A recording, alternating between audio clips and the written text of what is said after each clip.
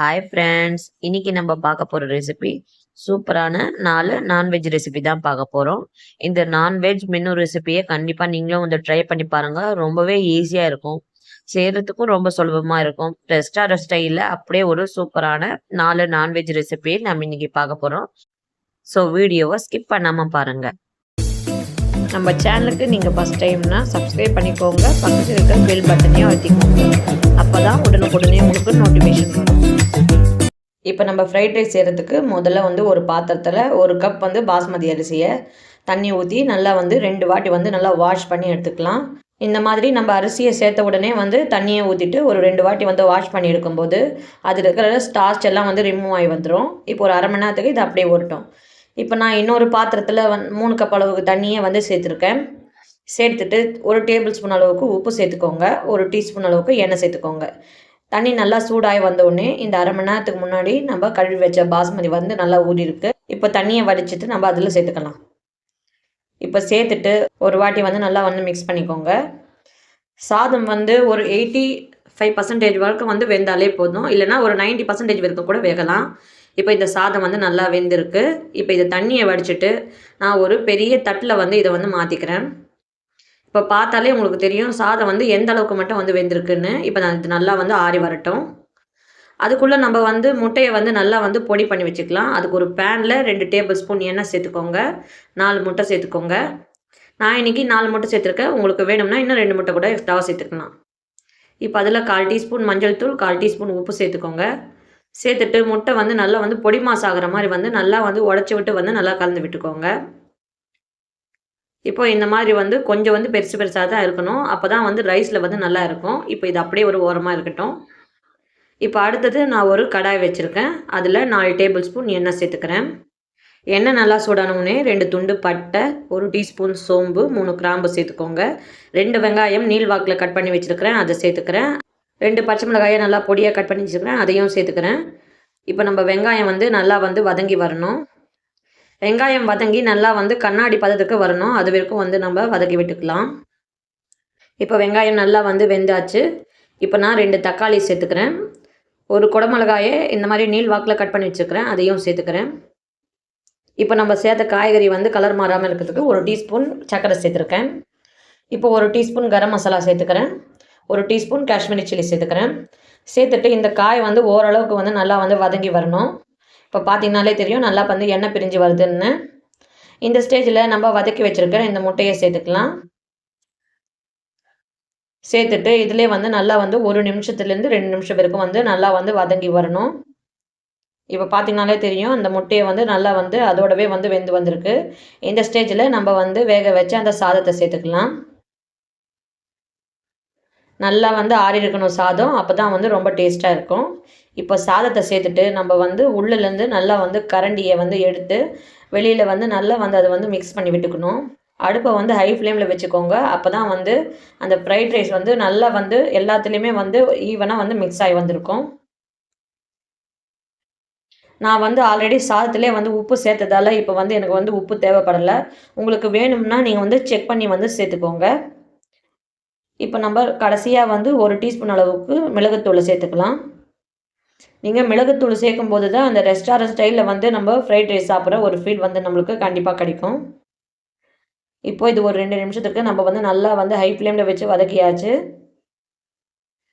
இப்போ அவ்வளோதான், நம்ம ஃப்ரைட் ரைஸ் பாருங்கள் சூப்பராக வந்து ரெடி ஆகிடுச்சுன்னு. ரொம்ப சூப்பராக உதிரி உதிரியாக இருக்குதுன்னு பாருங்கள். இந்த எக் ஃப்ரை செய்கிறது ரொம்பவே ஈஸி, கண்டிப்பாக நீங்களும் ட்ரை பண்ணி பாருங்கள். இப்போ இதை வந்து நம்ம சுட சுட சர்வ் பண்ணலாம். இப்போ பிரியாணி செய்யறதுக்கு முதல்ல நான் அடுப்பு மேலே ஒரு குக்கர் எடுத்து வச்சுருக்கேன். அதில் 4 டேபிள் ஸ்பூன் எண்ணெய் சேர்த்துக்கிறேன். 1 டீஸ்பூன் நெய் சேர்த்துக்கோங்க. நெய் நல்லா சூடானதுமே ஒரே ஒரு பிரிஞ்சி இலை, 2 துண்டு பட்டை, 1 டீஸ்பூன் கல்பாசி, 4 கிராம்பு, 3 ஏலக்காய் சேர்த்துட்டு இதை நம்ம லைட்டாக வந்து வதக்கி எடுத்துக்கலாம். இப்போ இது ஒரு நிமிஷம் வந்து இதை வதங்கியாச்சு. இப்போ நான் வந்து வெங்காயத்தை சேர்த்துக்கிறேன். மீடியம் சைஸ் 3 வெங்காயத்தை நீள்வாக்கில் கட் பண்ணி வச்சுருக்கேன். இப்போ நான் இதெல்லாம் சேர்த்துக்கிறேன். வெங்காயம் கொஞ்சம் வதங்கி வரணும், நல்லா கண்ணாடி பதத்துக்கு வதங்கி வர அளவுக்கு நம்ம வதக்கி எடுத்துக்கலாம்.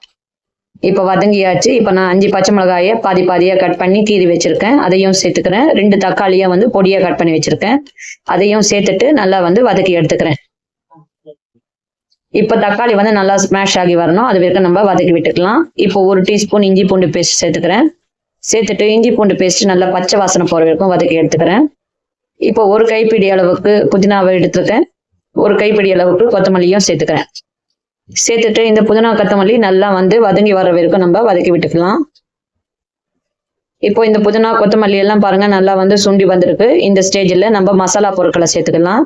நான் 1 டீஸ்பூன் பிரியாணி மசாலாவை சேர்த்துக்கிறேன், 1/2 டீஸ்பூன் கரம் மசாலா, 1 டீஸ்பூன் மிளகாய் தூளையும் சேர்த்துக்கிறேன். நீங்க வீட்டில் அரைச்ச மிளகாய் தூள் கூட சேர்த்துக்கலாம். இப்போ அந்த மசாலா நல்லா வதங்கி எண்ணெய் பிரிஞ்சு வரும்போது நான் 1/2 கப் தயிர் சேர்த்துக்கிறேன். நல்லா திக்கான புளிப்பு இல்லாத தயிராக சேர்த்துக்கோங்க. சேர்த்துட்டு அந்த வெங்காயமும் அந்த தயிரும் வந்து நல்லா வந்து மிக்ஸ் ஆகி வரணும். இப்போ நான் வேக வச்ச மட்டனையும் சேர்த்துக்கிறேன். நான் இன்னைக்கு 1/2 கிலோ மட்டனை 8 விசில் விட்டு வேக வச்சு எடுத்துருக்கேன். அதுக்கு நான் வந்து தண்ணியை வடித்து இதில் சேர்த்துக்கிறேன். இப்போ இந்த மட்டன் நல்லா வந்து மசாலாவோட நல்லா ஊறி வர்றது வரைக்கும் ஒரு 8 நிமிஷத்துலேருந்து 10 நிமிஷம் வரைக்கும் இதை நல்லா வந்து வதக்கி எடுத்துக்கலாம். இப்போ பாருங்க நல்லா வந்து மசாலா வந்து ஊறி இருக்கு. இப்போ நம்ம அளவு தண்ணியை சேர்த்துக்கலாம். நான் இப்போ மட்டன் வேக வச்ச தண்ணியை தான் சேர்த்துருக்கேன், 3 கப் தண்ணி சேர்த்துருக்கேன். சேர்த்துட்டு நல்லா வந்து கலந்து விட்டுக்கோங்க. இப்போ நான் 1 டீஸ்பூன் அளவுக்கு எலுமிச்சம்பழத்தை சேர்த்துக்கிறேன். நான் மீடியம் சைஸ் சின்ன எலுமிச்சம்பழம் 1 வந்து பிழிஞ்சு விட்டுக்கிறேன். சேர்த்துட்டு நல்லா வந்து கலந்து விட்டுக்கோங்க. இப்போ தண்ணி நல்லா கொதிச்சு வரும்போது நம்ம அரிசியை சேர்த்துக்கலாம். நான் இன்னைக்கு 1.5 கப் அரிசி எடுத்திருக்கேன், அதுக்கு 3 கப் தண்ணியை நான் சேர்த்துருக்கேன். இப்போ இந்த அரிசியை நம்ம சேர்த்துட்டு கொஞ்சம் வந்து லைட்டாக வந்து மிக்ஸ் பண்ணி விட்டுக்கலாம். இப்போ தண்ணி நல்லா கொதிச்சு வரும்போது இந்த அரிசியும் வந்து நல்லா வந்து அதோடவே வந்து நல்லா மிக்ஸ் பண்ணி விட்டுக்கணும். இப்போ அரிசியை நம்ம வந்து அந்த தண்ணியிலே வந்து நல்லா வந்து வேக வச்சுக்கணும்.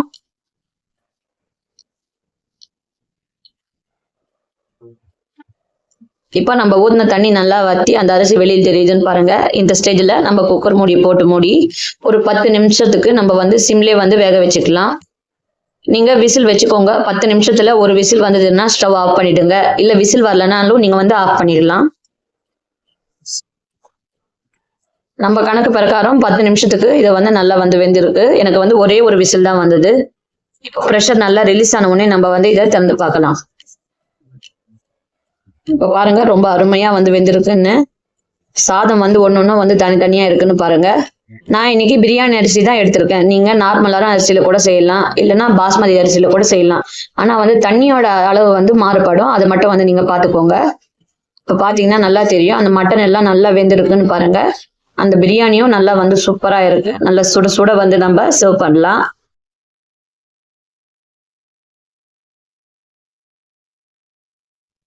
இப்போ முட்டை பிரியாணி செய்யறதுக்கு முதல்ல நம்ம அரிசியை ஊற வச்சுக்கலாம். அதுக்கு ஒரு பாத்திரத்தை எடுத்து வச்சுக்கோங்க. நான் இன்னைக்கு இந்த டம்ளரால் தான் வந்து அரிசியை வந்து அளந்து எடுத்துக்க போகிறேன். நான் இன்னைக்கு பாஸ்மதி அரிசி தான் எடுத்திருக்கேன். நீங்கள் வந்து சீரக சம்பா அரிசியில் கூட செய்யலாம், இல்லை வீட்டில் இருக்கிற சாப்பாடு அரிசியில் கூட நீங்கள் இது செய்யலாம். நான் இப்போ 2 கிளாஸ் பாஸ்மதி அரிசியை ஒரு பாத்திரத்தில் எடுத்து வச்சுக்கிறேன். இப்போ நம்ம தண்ணி ஊற்றி ஒரு 1/2 மணி நேரத்துக்கு நம்ம நல்லா வந்து ஊற வைக்கணும்.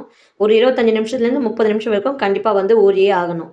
இப்போ அது ஒரு ஓரமாக வச்சுட்டு ஒரு பாத்திரத்தில் நம்ம முட்டையை வந்து வேக வச்சுக்கலாம். இப்போ ஒரு 7 முட்டையை ஒரு பாத்திரத்தில் வச்சுக்கிட்டு அது முழுகிற அளவுக்கு தண்ணி சேர்த்துக்கலாம். கொஞ்சம் உப்பும் சேர்த்துக்கோங்க. நீங்கள் உப்பு சேர்க்கும்போது அந்த முட்டை வந்து நல்லா பிரியாமல் ஓடு மட்டும் வந்து தனியாக வரும். இப்போ இந்த முட்டை வந்து நல்லா வெந்த உடனே நம்ம தோல் உரித்து தனியாக வந்து எடுத்து வச்சுக்கலாம்.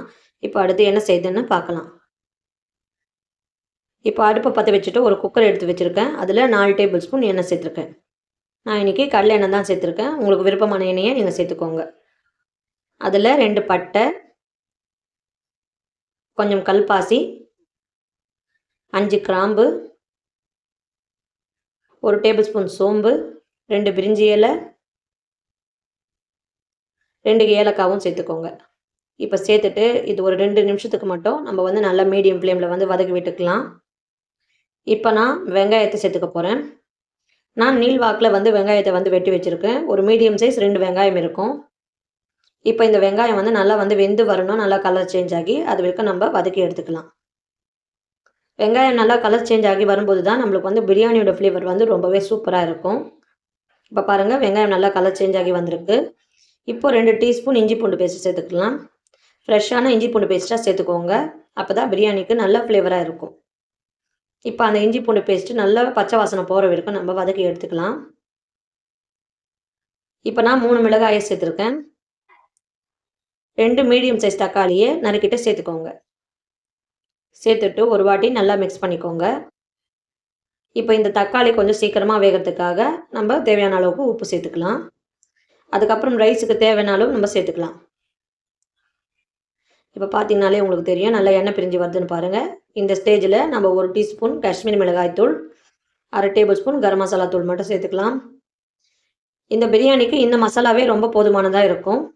இப்போ இந்த மசாலா நல்லா எண்ணெய் பிரிஞ்சு வரும்போது 1/2 கப் அளவுக்கு நல்ல புளிக்காத தயிராக சேர்த்துக்கோங்க. நல்ல புளிக்காத தயிர் சேர்க்கும்போது தான் அந்த மசாலா நல்லா கிரேவி மாதிரி நம்மளுக்கு கிடைக்கும்.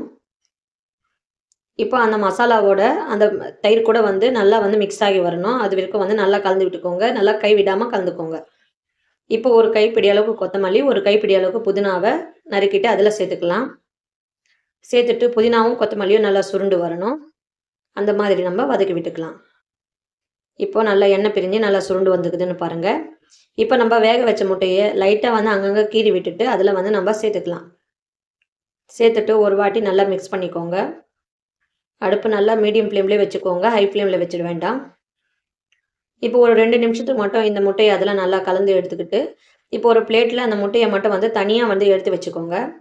அப்போ தான் அந்த முட்டையில் மசாலா வந்து ஊறி இருக்கும். இப்போ தனியாக எடுத்து வச்சாச்சு. இன்னும் ஒரு 2 நிமிஷத்துக்கு இதை நல்லா வதக்கி விட்டுட்டு இப்போ அளவு தண்ணியை நம்ம சேர்த்துக்க போகிறோம். நான் 2 கிளாஸ் பாஸ்மதி அரிசிக்கு 3 கிளாஸ் அளவுக்கு தண்ணி சேர்த்துருக்கேன். இது ரொம்ப கரெக்டாகவே இருக்கும். அரிசி கரெக்டாக ஊறி இருந்தால் நீங்கள் ஊற்றுற தண்ணி ரொம்பவே வந்து பர்ஃபெக்டாக இருக்கும். இப்போ அது லைட்டாக வந்து கொதித்து வரும்போது நம்ம ஒரு எலுமிச்சம் பழத்தை பிழிஞ்சு விட்டுக்கலாம். உங்களுக்கு புளிப்பு எப்படி தேவையோ நீங்கள் வந்து அந்த மாதிரி வந்து அந்த லெமனை வந்து அட்ஜஸ்ட் பண்ணிக்கோங்க. இப்போ தண்ணி கொஞ்சம் கொதித்து வரும்போது நம்ம ஊற வச்ச அரிசியும் அதில் சேர்த்துக்கலாம். அரிசி வந்து கண்டிப்பாக வந்து 1/2 மணி நேரத்துக்கு நல்லா ஊறி இருக்கணும். அப்போ தான் நம்ம போட்ட தண்ணியும் வந்து ரொம்பவே வந்து கரெக்டாக இருக்கும். இப்போ அரிசி எல்லாமே நம்ம சேர்த்துட்டு நல்லா வந்து மெதுவாக வந்து கலந்து விட்டுக்கோங்க. ரொம்ப அழுத்தி வந்து கலந்து விட்டுக்க வேணாம். லைட்டாக கலந்தாலே போதும். ஏன்னா அந்த அரிசியே வந்து ரொம்ப நல்லா வந்து ஊறி இருக்கு. அதனால் நம்ம ரொம்ப வந்து மிக்ஸ் பண்ணி விட வேண்டாம். இப்போ தண்ணி நல்லா கொதித்து வரும்போது இப்போ இந்த அரிசி பாருங்கள் நல்லா வந்து மேலே எழும்பி வந்திருக்கும். அந்த தண்ணி வந்து நல்லா வந்து அந்த ரைஸ் வந்து இழுத்துருக்கும். இப்போ முன்னாடி நம்ம அரிசி போட்டதுக்கும் இப்போ அரிசி வேகிறதுக்கும் பாருங்கள் உங்களுக்கு ரொம்பவே வந்து வித்தியாசம் தெரியும். இந்த ஸ்டேஜில் நம்ம வறுத்தி வச்ச முட்டையை அதில் சேர்த்துக்கலாம். நம்ம மசாலா முட்டை இருக்கு இல்லையா, அதையும் நம்ம சேர்த்துக்கலாம். எல்லா முட்டையுமே சேர்த்துக்கோங்க. சேர்த்துட்டு இப்போ மேலாக்க 1 டேபிள் ஸ்பூன் அளவுக்கு நெய் சேர்த்துக்கோங்க. சேர்த்துட்டு லைட்டாக வந்து கலந்து விட்டுக்கிட்டு இப்போ மூடி போட்டு மூடி வைக்கலாம். இப்போ குக்கர் மூடி போட்டு மூடி ஒரு விசில் மட்டும்தான் வரணும். 2 விசில் எல்லாம் விட வேண்டிய தேவையில்லை. இப்போ ஒரு விசில் வந்தோடனே ப்ரெஷர் நல்லா ரிலீஸ் ஆகணும். நல்லா குக்கர் கூல் ஆனோடனே நம்ம வந்து திறந்து விட்டுக்கலாம். இப்போ ப்ரெஷர் நல்லா ரிலீஸ் ஆகிருக்கு. இப்போ நம்ம திறந்து பார்க்கலாம். பாருங்கள் எவ்வளோ பர்ஃபெக்டாக வந்து வெந்திருக்குன்னு. இந்த மாதிரி ஒரு பர்ஃபெக்டான முட்டை பிரியாணி கண்டிப்பாக நீங்களும் வந்து செஞ்சு ட்ரை பண்ணி பாருங்கள். உங்களுக்கு ரொம்பவே பிடிக்கும். நான் சொன்ன இந்த அளவுகளோட இந்த மெத்தடில் வந்து நீங்கள் செஞ்சு பாருங்கள். ரொம்ப சிம்பிளாக இருக்கும். ஆனால் டேஸ்ட்டு ரொம்பவே வந்து சூப்பராக இருக்கும். கண்டிப்பாக நம்ம ரெஸ்டாரண்ட் சாப்பிட்ற முட்டை பிரியாணி மாதிரியே கண்டிப்பாக இருக்கும் இது. இப்போ இது சூடாக வந்து சர்வ் பண்ணலாம். இப்போ நம்ம அடுப்பு மேலே ஒரு குக்கரை வச்சுக்கலாம். குக்கர் சூடானவுடனே 5 டேபிள் ஸ்பூன் கடலை எண்ணெயை சேர்த்துக்கலாம். எண்ணெய் நல்லா சூடாகட்டும். 2 வெங்காயத்தை கட் பண்ணியிருக்கேன். அதையும் அதில் நம்ம சேர்த்துக்கலாம். நான் இன்றைக்கி மீடியம் சைஸ் வெங்காயம் எடுத்துருக்கிறேன். நீங்கள் பெரிய வெங்காயம் இருந்தால் 1.5 வெங்காயம் போட்டாலே போதும். இப்போ இது நல்லா வந்து கோல்டன் ப்ரௌனாக வந்து நம்ம வதக்கி எடுக்கலாம். இப்போ வெங்காயம் நல்லா கோல்டன் ப்ரௌனாக வெந்து வந்திருக்கு. இப்போ நம்ம 2 மீடியம் சைஸ் தக்காளியை கட் பண்ணி அதில் சேர்த்துக்கலாம். சேர்த்துட்டு தக்காளியுமே வந்து நல்லா வெந்து வரணும். அந்த அளவுக்கு நம்ம கலந்து விட்டுக்கலாம். இப்போ பார்த்திங்கன்னா தக்காளி கொஞ்சம் நல்லா வந்து வெந்து வந்திருக்கு. இப்போ நம்ம 1 டேபிள் ஸ்பூன் அளவுக்கு இஞ்சி பூண்டு விழுதை அதில் சேர்த்துக்கலாம். ஒரு 10 நிமிஷத்துக்கு நம்ம நல்லா கலந்து விட்டுக்கலாம். அந்த இஞ்சி பூண்டு பேஸ்ட் வந்து நல்லா பச்சை வாசனை போகணும். அது வரைக்கும் நம்ம கலந்து விடலாம். இப்போ இஞ்சி பூண்டு பேஸ்ட்டு நல்லா பச்சை வாசனை போயாச்சு. இப்போ நம்ம 1 டேபிள் ஸ்பூன் அளவுக்கு காஷ்மீரி சில்லி சேர்த்துக்கலாம். 1 டேபிள் ஸ்பூன் அளவுக்கு மல்லித்தூளை சேர்த்துக்கலாம். சேர்த்துட்டு இப்போ நம்ம நல்லா வந்து எண்ணெய் பிரிஞ்சு வரணும். அது வரைக்கும் வந்து நம்ம நல்லா வந்து கலந்து விட்டுக்கிட்டே இருக்கணும். நீங்கள் இந்த ஸ்டேஜில் அடுப்பு கம்மி பண்ணி வச்சுக்கோங்க. அப்போ தான் வந்து அந்த மசாலா போடுறதுக்கு கரைஞ்சிடாமல் அடியும் பிடிக்காமல் வந்து நம்மளுக்கு நல்லா வந்து வெந்து வரும். இப்போ நம்ம போட்ட மசாலா எல்லாம் நல்லா வெந்து வந்தாச்சு. இப்போ நம்ம கழுவி வச்சிருக்கிற சிக்கனையும் அதில் சேர்த்துக்கலாம். நான் இன்னைக்கு 3/4 கிலோ சிக்கன் எடுத்துருக்கிறேன். இப்போ நம்ம சிக்கனையும் சேர்த்தாச்சு. இந்த சிக்கன் வந்து ஒரு 10 நிமிஷத்துக்கு இந்த மாதிரி நம்ம கலந்து விட்டுக்கிட்டே இருக்கணும். அப்போ சிக்கன்லேருந்து நிறைய தண்ணி வரும். அதிலே வந்து நம்மளுக்கு பாதி வந்து வெந்து வந்துடும். இப்போ நம்ம மசாலாவோட அதை வந்து நல்லா ஒன்று சேர வரணும். அது வரைக்கும் நம்ம கலந்து விட்டுக்கிட்டே இருக்கலாம். இப்போ சிக்கன் ஒரு 10 நிமிஷமா வந்து நல்லா வெந்துக்கிட்டே இருக்கு. இப்போ நம்ம குழம்புக்கு தேவையான உப்பையும் அதில் சேர்த்துக்கலாம். சேர்த்துட்டு இன்னும் ஒரு 10 நிமிஷத்துக்கு நம்ம நல்லா கலந்து விட்டுக்கலாம். இப்போ எல்லாமே ஒரு 10 நிமிஷத்துக்கு நல்லா வெந்து வந்தாச்சு. இப்போ நம்ம சிக்கன் முழுங்குற அளவுக்கு தண்ணி அதில் சேர்த்துக்கலாம். ரொம்ப தண்ணி சேர்க்க வேண்டிய அவசியம் கிடையாது. நீங்கள் சிக்கன் முழுகுற வரைக்கும் மட்டும் சேர்த்துக்கோங்க. ஒரு வாட்டி நம்ம நல்லா கலந்து விட்டுக்கிட்டு குக்கர் மூடி ஒரு 5 விசில் வர வரைக்கும் வெயிட் பண்ணி பார்க்கலாம். இப்போ நம்ம 5 விசில் வச்சாச்சு. அதுக்குள்ளே நம்ம குழம்புக்கு தேவையான மசாலா என்ன அரைக்கிறதுன்னு பார்த்துட்டு வந்துடலாம் வாங்க. இப்போ நம்ம சிக்கன் குழம்புக்கு தேவையான மசாலாக்களையும் அரைச்சிக்கலாம். முதல்ல நான் ஒரு மிக்ஸி ஜாரில் 3 ஏலக்காயை சேர்த்துக்கிறேன். 3 கிராம்பு சேர்த்துக்கிறேன். ஒரு துண்டு பட்டை. பட்டை இந்த சைஸுக்கு இருந்தாலே போதும். ஒரே ஒரு மராத்தி மூக்கு. ஒரு டேபிள் ஸ்பூன் சோம்பு. கொஞ்சம் கல்பாசி. ஒரு டேபிள் ஸ்பூன் மிளகு. நான் இன்னைக்கு அரை மூடி தேங்காவை எடுத்துருக்கிறேன். நீங்கள் சின்ன தேங்காவாக இருந்தால் ஒரு முழு தேங்காய் கூட எடுத்துக்கோங்க. இப்போ நான் அதில் சேர்த்துக்கிறேன். ஒரு 10 முந்திரி பருப்பு உடைச்சது, அதையும் அதில் சேர்த்துக்கோங்க. இப்போ கொஞ்சம் தண்ணி சேர்த்து ஒரு விழுதாக அரைச்சி எடுத்துன்னு வந்துடலாம். இப்போ பார்த்தீங்கன்னா இந்த மாதிரி நைஸாக விழுதாக இருக்க பாருங்கள். இந்த மாதிரி இருந்தால் குழம்பு நல்லா திக்காக இருக்கும். இப்போ ப்ரெஷர் ரிலீஸ் ஆகிடுச்சான்னு திறந்து பார்க்கலாம். இப்போ பார்த்தீங்கன்னா சிக்கன் வந்து நல்லா வெந்து வந்திருக்கு. இப்போ ஒரு வாட்டி நம்ம நல்லா கலந்துட்டு நம்ம அரைச்சி வச்ச மசாலாக்களையும் அதில் வந்து சேர்த்துக்கலாம். சேர்த்துட்டு இப்போ நம்ம குழம்புக்கு தேவையான தண்ணியும் சேர்த்துக்கலாம். நான் இன்னைக்கு 2 கப் அளவுக்கு தண்ணியை அதில் சேர்த்துக்கிறேன். உங்களுக்கு இன்னமும் திக்காக வேணும்னா நீங்கள் தண்ணி அளவு கொஞ்சம் குறைச்சிக்கலாம். இல்லை கொஞ்சம் தண்ணியாக வேணும்னா இன்னும் கொஞ்சம் தண்ணி கூட வந்து நீங்கள் சேர்த்துக்கலாம். இப்போ நம்ம நல்லா கலந்து விட்டுக்கலாம். இப்போ குழம்பு கொஞ்சம் திக்காக இருக்குது, அதனால் நான் இன்னும் ஒரு கிளாஸ் அளவுக்கு தண்ணியே சேர்த்துக்கிறேன். சேர்த்துட்டு நம்ம மறுபடிக்கும் நல்லா கலந்து விட்டுக்கலாம். இப்போ இன்னைக்கு குழம்புல பார்த்த நீங்கள் 4 உப்பெல்லாம் ரெசிபியுமே இப்போவே உங்களுக்கு ரொம்பவே நீங்கள் செக் பிடிச்சிருக்கும்னு பண்ணி நினைக்கிறேன். பார்த்துக்கோங்க. பிடிச்சிருந்தா இந்த வீடியோக்கு ஒரு லைக் கொடுங்க. குக்கிங் வித் இப்போ இந்த ஜோதி மசாலா தமிழை நம்ம சப்ஸ்கிரைப் போட்டதுக்கு பண்ணிக்கோங்க. அப்புறம் ஒரு 10 இன்னொரு நல்ல நிமிஷத்துக்கு நல்லா டிஷ்ல கொதிக்கட்டும். சந்திக்கலாம். தேங்க்யூ, இப்போ குழம்பு ஒரு பாய். 10 நிமிஷமா நல்லா கொதிச்சாச்சு. இப்போ நம்ம குழம்பு வந்து ரெடி ஆக போகுது. நம்ம கொஞ்சமாக வந்து கொத்தமல்லிகளை அதில் வந்து தூவிக்கலாம். இப்போ அவ்வளோதாங்க, நம்ம சூப்பரான சிக்கன் குழம்பு ரெடி ஆயிடுச்சு. இப்போ